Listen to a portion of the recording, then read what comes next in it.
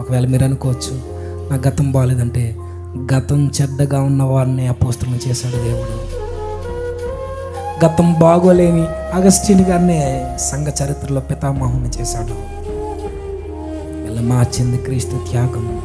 ఆ శిలువ మీద వేలాడుతున్న ప్రభు.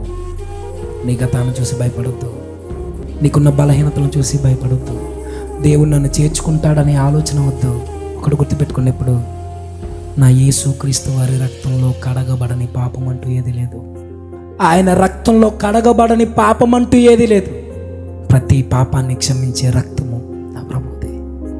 సిలువ, ఆయన త్యాగము, ఆయన మరణము ఎవరిని నోట్లగా ఉంచదండి. ఎందరినో కదిపింది చరిత్రలో. అపోస్తలుడైన పౌలు ఒకరోజు ఒక హింసకుడు క్రీస్తు శిష్యుడయ్యాడు, అపోస్తలుడయ్యాడు. ఒక వ్యసనపరుడు అగస్టిన్ పరిశుద్ధుడయ్యాడు సిలువను చూస్తే. ఒక ధనికుడు దేవునికి బానిసయ్యాడు.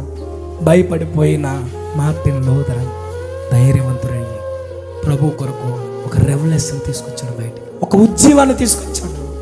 కానీ ఈరోజు కనీసం మన బ్రతుకుల్లో కూడా మనం కట్టుకోలేని పరిస్థితి ఉంది. కనీసం మన బ్రతుకుల్లో ప్రభు వైపు చూసి బ్రతకలేని జీవితం.